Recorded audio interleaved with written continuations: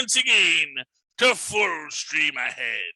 I'm your captain, Charlie, the Professor Esser, and with me as always is me skinny rich friend. It's Mozz. Hey Mozz, so glad you're here with me once again to continue our exploration of the Marvel one-shots on Disney+. Tonight's introduction, The Consultant. Agent Coulson and Sitwell plan to derail General Thaddeus Thunderbolt Ross from interfering with S.H.I.E.L.D. affairs with a very special person. Our director this week is Latham. Writers are Jack Kirby and Eric Parson. Clark Gregg and, of course, Maximilio Hernandez is Agent Sitwell. Deborah Knox is our night waitress. Yep, Jack Kirby gets the character critic, and just Eric Pearson is. We don't even find out what he is as the writer. Yes, but so this is interesting because this is, although again, I think this was the second produced. It is the chronologically, it serves as the earliest chronologically of the modern era Marvel shorts. So Peggy Carter, which is actually was produced later, is actually the first in time chronologically because it's set in the 40s. Right. But this one is set this one is set concurrent with the events of the Hulk, which of course was the Incredible Hulk, which was of course the second MCU film that came out after Iron Man. That's when they first built the interconnected universe. And that is what this is about, because this is about the Consultant. Although it's interesting that they call him the Consultant here. This takes place during the Hulk story. But really, I believe the title of Consultant is given to him. Was that in Iron Man 2? Where they say, we're not going to bring you in, we're going to make you a consultant. Oh. You know, I don't think that they did that all the way in the Avengers. Maybe it was the first one, because that's when they were sort of asking for him to become an agent, and he's like, no, I'm not going to sell you my tech. He was way more involved with them in the second movie. Right? In the second one, yeah, he's much more involved with them in the second movie. But yeah, so I imagine he must have been more of a consultant before then. Yeah, so I guess this would be the birth of his consultancy. Right. And it, of course, leads up to that end scene with General Thaddeus Thunderbolt Ross in the bar with the mysterious consultant, who, of course, was Tony Stark, Iron Man, played magnificently by Robert Downey Jr. And I'm gonna be honest with you, I love the joke of the rich guy goes and he just buys the bar, to avoid getting thrown out. Although I do wonder about the logistics of that. You know, what does he just write the guy a check? And is the bar owner there at the time? I guess there's a lot of logistics that when Tony Stark buys a bar like that. Yeah, I mean, the fact that he was able to just purchase it outright must mean that the owner was on premises at the moment. He just got lucky enough to see the owner there, and then it's Tony Stark. His word is good for it. He just said, you know what, whatever you ask for it, whatever it's worth, I'll give you 3 times as much. Just sit down, be quiet, and I get to do what I want. And because of the fact that he did go ahead and have it demolished, says to me that this was a place that Ross, frequently liked to have meetings. Maybe this was his favorite place. Maybe it had some sentimental value connected to his childhood or something, and that was worth destroying. And doesn't that just make him seem like a jerk, though? I mean, it's like, no wonder they don't want this guy. But he is a jerk, though. But I mean, I guess this is before he was reformed, before he found his redemption and said, I want to become Iron Man. Right now, he's just a brat. Right? Yeah. Well, no, I mean, at this point, he's already Iron Man, I think. Oh, is he? Yeah, this is after Iron Man.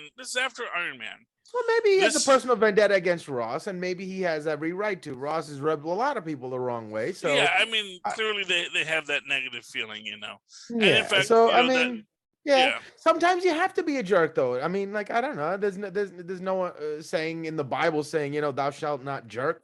You know.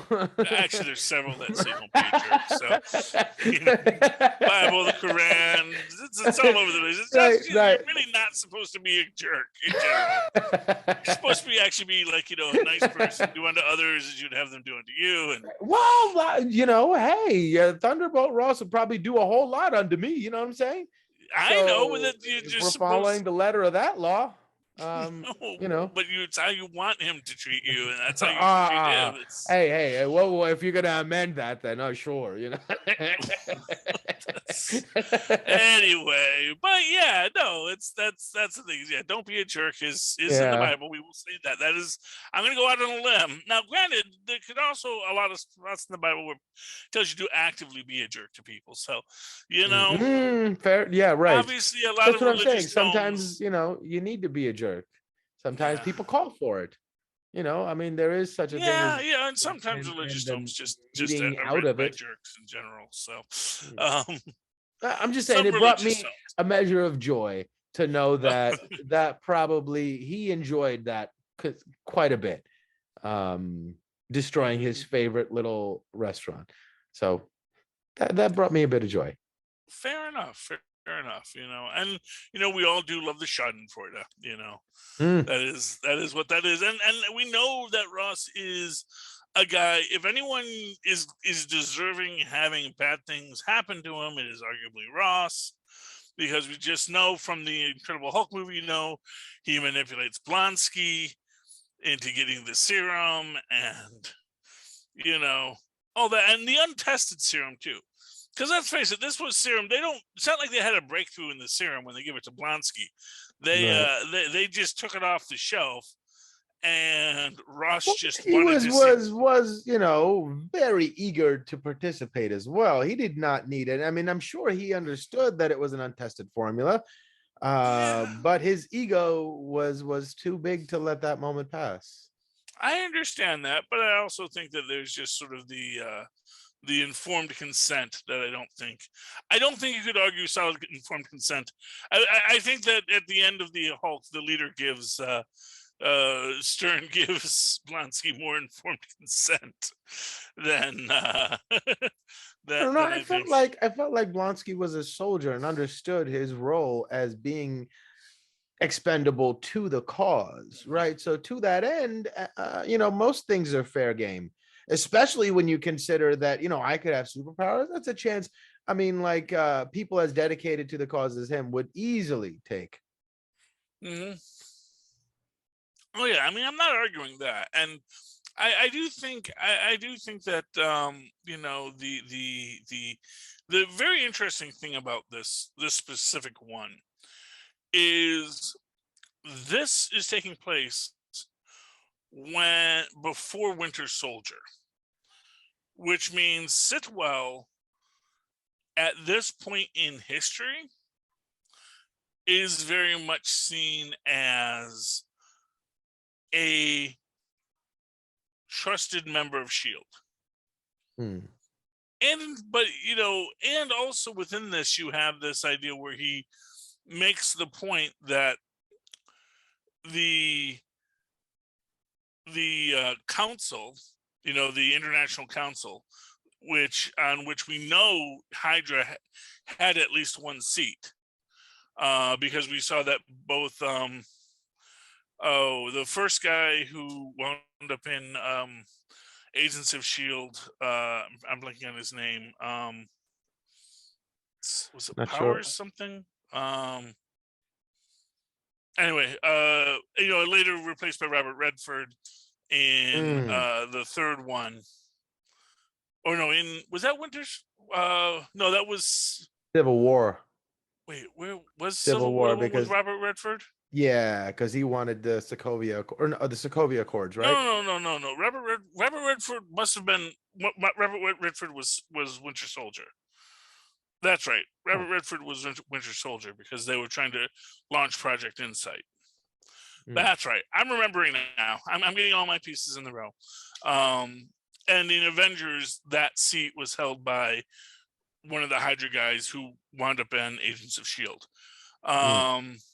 And at this point, we don't know if Sitwell has been turned to Hydra yet, or if he is part of Hydra. And actually, even though the council is pushing for this, he's maybe also just agreeing with the idea that Blonsky is not a good fit for the Avengers. For whatever reason, because it could also just be they did not want to have the Avengers be that powerful. Maybe other forces within Hydra, they want the Avengers, but they don't want the Avengers to be too powerful. I don't know. It's just interesting that he is going against what the Supreme Council is saying. Now, it's also possible that the Supreme Council, which has non-Hydra members, maybe the non-Hydra members pushed for the vote and Hydra got outvoted.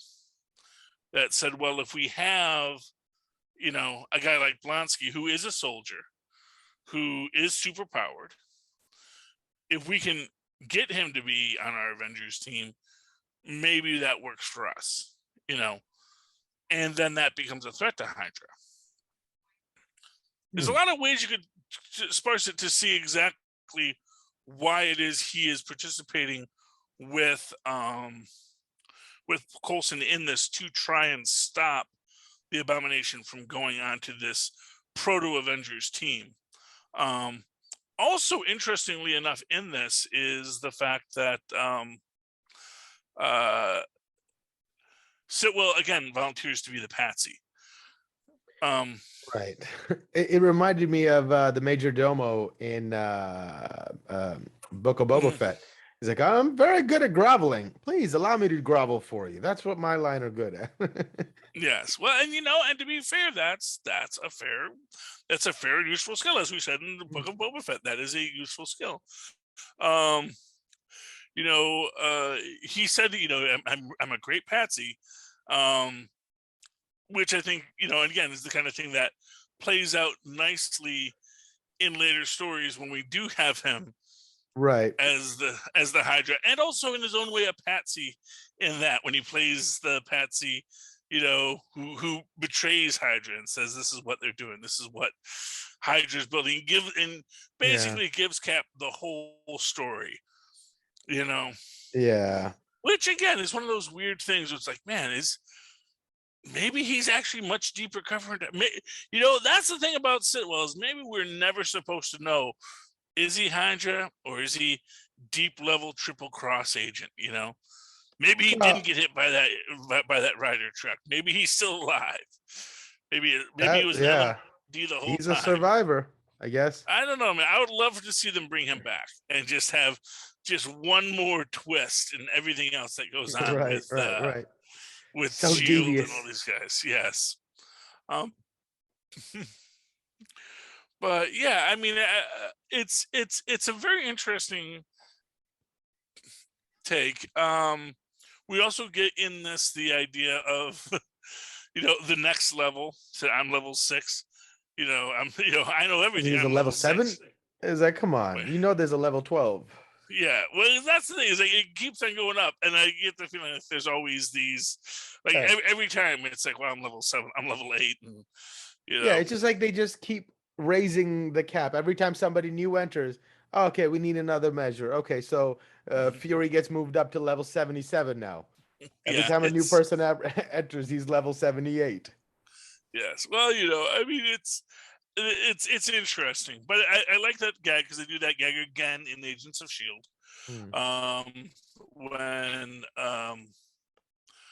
I'm blanking on everyone's name now. When the Hydra mole, in spoilers, in Agents of S.H.I.E.L.D. First introduces himself, and he does the whole, because I think that was he's level 7, and then Coulson steps out of the shadows and says, "Welcome to level 8." And I think later on when we get to the Avengers, we see that Cap is like level 9, and Natasha's level 10. So there's always more levels, as we say. Yeah, and that Wish is we got really more what of the we get with this. conversation between Stark and Ross to actually get a sense of how that conversation went, you know? Hmm. I guess they only had 3 minutes. What are they going to give you? But that would have been the most interesting conversation to be a part of. Yeah, well, and we get a lot of what we got at the end of the Incredible Hulk too. You Mm. know, we get the reference to how Tony Stark always has such nice suits, which is a nice little joke. Because of course he has the iron suits and then he has his Armani suits. But you know, beyond that, I think it's nice the way that they play out, and you do get that antagonism, and you also get the interesting idea of of that this is an older rivalry, especially centering around the idea that um you know the bioweapon the bio enhancement division Mhm. is separate from the hardware division, and that Tony Stark is Mhm. pushing hardware as a Right. method of how you improve our military situation. And for whatever reason, maybe arguably because if you have super soldiers, they're harder to fall into the enemy's hands and be used against you. Although then again, I guess there's a secondary argument that it's also somewhat easier to get used against you too. Although I guess maybe this goes into what we were saying about if Tony Stark is, or not Tony Stark, if Thaddeus Thunderbolt Ross is actually Betsy Ross's niece, or Betsy Nephew. Ross's nephew, and actually grew up around Jeff Mace, uh, the Patriot. Maybe he's got this idea in his head, like, no, man, I knew Captain America, or I knew a Captain America, and Right. those are the guys that we need. We need those guys, those super soldiers, and Hmm. those are the people that actually do. They're loyal, and they move our situation forward. So that's an argument to be made. I can see it. Uh, yeah, it's interesting how it can play out. Because I do like the idea that Thaddeus Ross isn't a bad guy, but that he is doing what he feels he needs to do to Right. protect his I country feel and like his he world. might not have started out as a bad guy, but that's the danger of concessions, right? You make one, two, three, before you know it, you're not the person you started out with. And now you have this weird ideal that you're willing to do anything for. And now, Mhm. slowly but surely, you're becoming one of the bad guys. Well, yeah, but I guess you could say the same thing about Tony Stark in that. I mean, Well, I mean, that's and the that's a thing. thing that he's very, very aware of and very afraid of. And that's why he Mm. wanted to sign the Accords. So he wouldn't have to walk that line. Yeah, but I guess from my perspective, I kind of feel like Ross always thinks he's on the side of the angels, even R- when it goes wrong. Right, right. But what I'm saying is, just pointing out that that's horribly misguided, Hmm. and in his inability to see it makes him even more dangerous and evil. Yeah, definitely. I think that's the well. It's like they say, the road to hell is paved with good intentions. Right, right. Yeah. Any other thoughts about tonight's episode? Um, no, I wish we had more. That's my only thought. Yeah, I mean that's what it comes down to. It's like I do wish we had more. We had a lot with the Peggy Carter one. And again, these were shorts. These were not meant to fill up the whole theater, but it was. I It did really a think good they. job of building up the mythos of the relationship between Stark and the military industrial complex. Yeah, it does. And again, I think what it really gives us, and I think what all the shorts give us, is they give us a larger context Mm. for the MCU that they're building. And who's on whose side, and what's everyone's end goal and end plan in this, and what are we building towards. And I do enjoy that. I think that's a good advantage that we get from these stories. I wonder how much of these are just elaborated takes on cutting room floor material. Well, probably, I can see. Well, it's funny. I think that these scenes kind of seem very much like this one. Like I said, I mean, the Peggy Carter one was definitely a proof of concept, which I think they proved their concept that this is what you would do in a Peggy Carter TV series. Mm. This one, I kind of feel it is probably more a writer's room bit Mm. than anything that was ever in any script. I feel like item 47 definitely could have been part of some show. Yeah, well, I kind of feel, and I'm not sure of the timing on it, but I do think that might have been sort of the proof of concept for Agents of Shield. It feels And like we'll it get to because that. they were supposed to be Fritz and what's her name, right? Yeah, Fitz and Simmons, kind of Fitz and proto Simmons, Fitz and right? Simmons, yeah. Right. They were like And metaphors for that kind of character. yeah, and we'll definitely get to that when we get to that episode. Because we got two more to do. That'll be our next two. We'll do Funny Thing Happened on the Way to Thor's Hammer, which is the one that really launched the entire idea of the Marvel shorts. And I think, like everything with Phil Coulson, got to be much bigger of a monster than Marvel intended it to be. Where it's like, oh man, this is too popular. How are we going to keep on, giving people these things? And then more Coulson.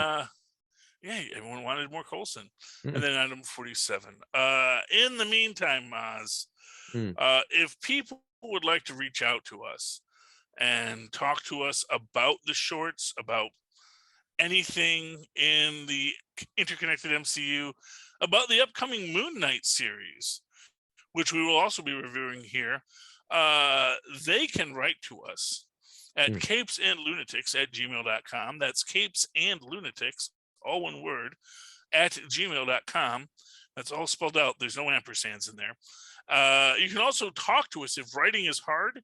If you don't like to write, if you just want to talk, and for some people they may not be able to write, but they can talk. They can call us on the telephone at 614-382-2737. That's 614-38-CAPES. Call that number, leave us a message. We will play you on the air if you give us permission.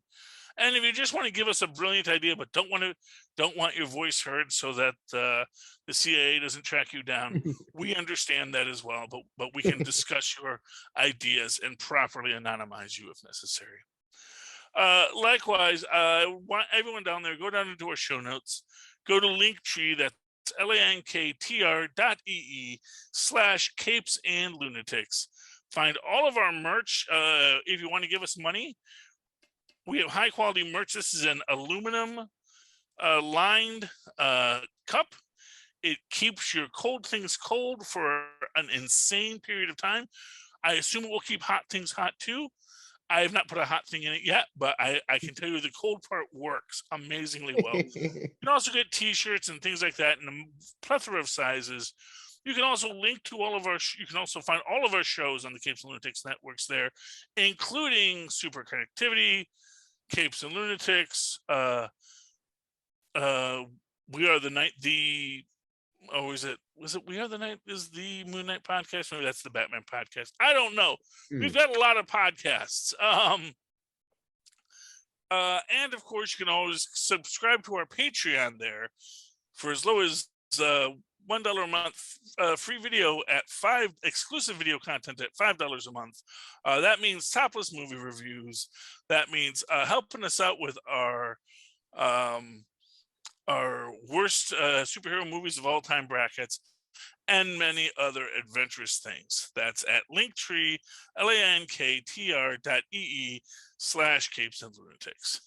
And after they do all that, Mozz, if they want to reach out to you and talk to you about what they saw or heard or felt, how can they reach you? Oh, they can email me at mozzmanzor@gmail.com or find me on Facebook under Mozz Manzor. That's MOZZMANZOOR. And of course, you can always write to me that old-fashioned email way where our mothers and fathers once did at superconnectivityblog@gmail.com. That's superconnectivityblog, all one word, at gmail.com. Of course, follow me on the Twitter as I live tweet things when I feel like it at Charlie Esser. That's CharlieEssser. Look for the 2 E's in the middle. For quality. Bing. Thank you, Mozz. All right, you lily-livered land lovers. You have sailed with me and the Mozz across the Sargassus that is the internet to find the hottest streaming content. And now we come ashore and leave you to your good graces and hope that you'll come aboard again next week as we once again sail full stream ahead. Arg. All right. All right. Do you want to do another one or you want to call that a night for now? Let's call that a night. Let's do these 2 and then we'll do the next 2 next time. We'll do the next 2 next time. Sounds great. You can send these off to Phil and I will talk Got to it. you when next you're ready. Have a great night, Sounds my like friend. a plan, man. Have a good night. Bye.